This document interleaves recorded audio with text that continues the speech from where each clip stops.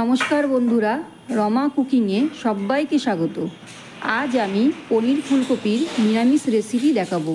এটা আপনারা ভাত, রুটি বা পরোটার সাথে পরিবেশন করতে পারেন। তাহলে দেখে নিন পনির ফুলকপির এই রেসিপিটা। গ্যাস অন করে কড়াই বসিয়ে দিয়েছি। কড়াইটা আমার গরম হয়ে গেছে। সর্ষের তেল দিয়ে দিচ্ছি।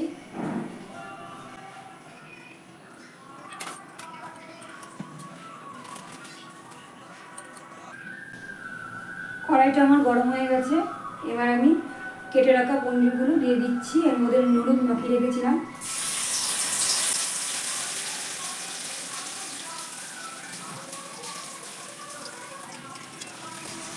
পনিরগুলো একটু উল্টো পাল্টে ভেজে নিচ্ছি।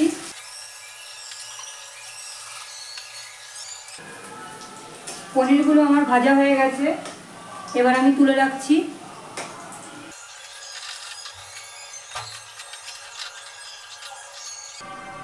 এবার আমি এই তেলে কেটে রাখা ফুলকপিগুলো ভেজে নিচ্ছি। ফুলকপিগুলো একটু হালকা ভাপিয়ে নিয়েছি গরম জলে। ফুলকপির মধ্যে একটু হলুদ দিয়ে দিচ্ছি আর অল্প করে নুন দিচ্ছি। হলুদ আর নুন দিয়ে ফুলকপিটা ভেজে নেব।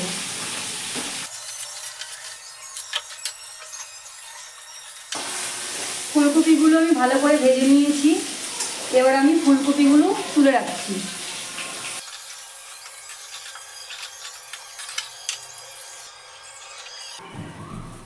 আমি কিছুটা তেল দিয়ে নিয়েছি। ওই তেলের মধ্যে গোটা জিরে, একটা তেজপাতা, 2 টুকরো দারচিনি দিয়ে ভালো করে ভেজে নিচ্ছি। এবার আমি এই তেলে দিয়ে দিচ্ছি কেটে রাখা আলুগুলো। আলুগুলোর মধ্যে একটু নুন হলুদ দিয়ে নিচ্ছি। অল্প করে নুন দিচ্ছি আর অল্প হলুদ দিচ্ছি। দিয়ে আলুগুলো ভালো করে ভেজে নেব। আলুগুলো আমি ভালো করে ভেজে নিয়েছি। এবার এর মধ্যে দিয়ে দিচ্ছি কেটে রাখা পাকা একটা টমেটো। টমেটোগুলো একটু হালকা ভাজা হবে। তারপরে আমি এর মধ্যে মশলা দিয়ে দেবো। টমেটোটা আমার ভালো করে ভাজা হয়ে গেছে। এবার আমি এর মধ্যে মশলা দিয়ে দিচ্ছি। এখানে বেটে রেখেছিলাম আদা আর কিছু কাঁচা পাকা লঙ্কা, সেটা দিয়ে দিচ্ছি। আর দিচ্ছি 1 চামচ জিরের গুঁড়ো, আর দিচ্ছি 1 চামচ ধনে গুঁড়ো। হলুদ দিয়ে দিচ্ছি আর দিচ্ছি স্বাদ মতো নুন। এর মধ্যে অল্প করে জল দেবো।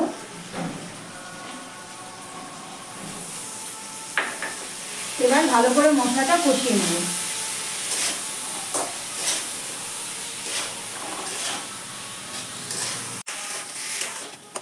মশলাটা আমি ভালো করে কষিয়ে নিয়েছি। এবার আমি এর মধ্যে দিয়ে দিচ্ছি জল।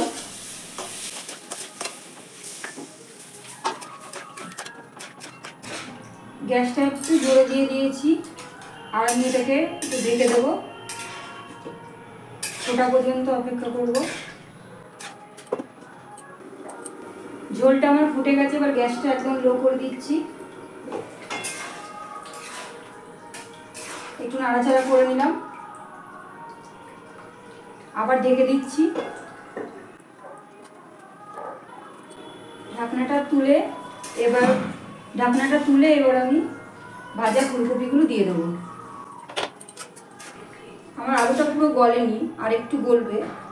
এই সময় আমি ফুলকপিটা দিয়ে দিচ্ছি। আবার একটু আমি ঢেকে দিচ্ছি আলু আর ফুলকপিটা যাতে ভালো করে গলে যায়। গ্যাসটা লোতেই রাখছি। ঢাকনাটা আমি তুলে নিচ্ছি। এবার আমি ভেজে রাখা পনিরগুলো দিয়ে দিচ্ছি।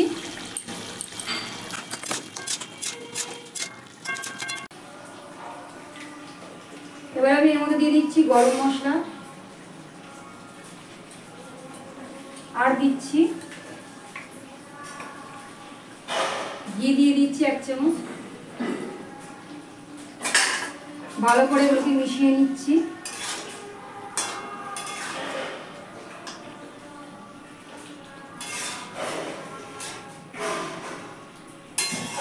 খুব বেশি আমি ঝোল রাখিনি, অল্পই রেখেছি। আমার রান্নাটা একদম হয়ে গেছে। এবার গ্যাসটা বন্ধ করে রাখছি আর একটু ঢেকে 5 মিনিট ঢাকা দিয়ে রেখে দেবো। তারপরে একটা পাত্রে নামিয়ে নেব। রেসিপিটা কেমন লাগলো অবশ্যই জানাতে ভুলবেন না। ভালো লাগলে লাইক করবেন, শেয়ার করবেন, আর আমার এই চ্যানেলে নতুন বন্ধু হলে অবশ্যই সাবস্ক্রাইব করে পাশে থাকবেন। ধন্যবাদ।